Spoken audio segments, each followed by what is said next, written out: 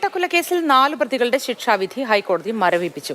CPM നേതാവും ഉദുമ മുൻ MLA-യുമായ KV Kunhiraman ഉൾപ്പെടെ 4 പേരുടെ ശിക്ഷയാണ് ഹൈക്കോടതി സ്റ്റേ ചെയ്തത്.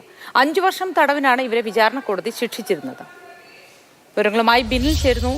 ബിനിൽ, ഇതോടുകൂടി CPM ഒരു ആശ്വാസമായിരിക്കുന്നു. KV കുഞ്ഞിരാമൻ അടക്കമുള്ള നേതാക്കൾക്കാണ് ഈ 5 വർഷം ശിക്ഷ വിധിച്ചവർക്കാണ് ഇപ്പോഴത്തെ ജാമ്യം ലഭിച്ചിരിക്കുന്നത്. എപ്പോഴാണ് അവർ പുറത്തിറങ്ങുക? നടപടിക്രമങ്ങൾ ഇനി എങ്ങനെയാണ്? മോത്തി, ഹൈക്കോടതി രാവിലെ തന്നെ ഇവരുടെ ശിക്ഷ മരവിപ്പിച്ചുകൊണ്ടുള്ള തീരുമാനമെടുത്തു. ഇനി ആ ഉത്തരവാണ് പുറത്തേക്ക് ഇറങ്ങാനുള്ളത്.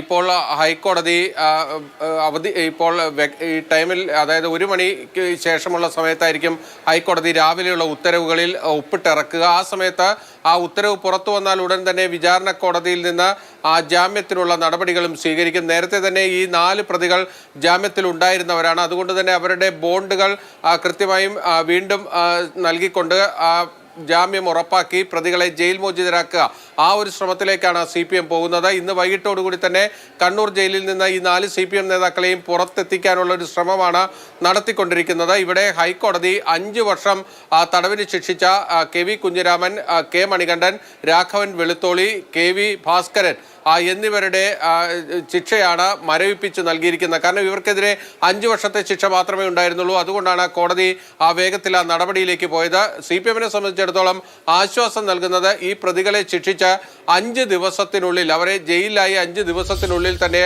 ആ ശിക്ഷ മരവിപ്പിച്ച പ്രധാനപ്പെട്ട നേതാക്കളെ പുറത്തെത്തിക്കാൻ കഴിയുന്നു എന്നതാണ് CPM-ന് ആശ്വാസകരമായിട്ടുള്ള കാര്യം. കാരണം പെരിയ കേസിൽ ഈ നേതാക്കൾ കുറ്റക്കാരാണെന്ന് കണ്ടെത്തി അവർ ജയിലിലേക്ക് പോയതാണ് CPM-ന് വലിയ തിരിച്ചടിയായി മാറിയത്. പെരിയയിൽ CPM നേതാക്കൾ ഈ ശിക്ഷിക്കപ്പെട്ട നേതാക്കളുടെ വീടുകളിലടക്കം എത്തി അവരെയൊക്കെ കാണുന്നതടക്കം നമ്മൾ വാർത്തയായി കണ്ടിരുന്നു. അത്തരത്തിൽ CPM-നെ ആ കാസർഗോഡ് മേഖലയിൽ വലിയ പ്രതിരോധത്തിലാക്കിയ ഒരു കേസിലാണ് ഇപ്പോൾ ഈ നേതാക്കളുടെ, പ്രധാനപ്പെട്ട നേതാക്കളുടെ ശിക്ഷ മരവിപ്പിച്ച് കിട്ടുന്നത്.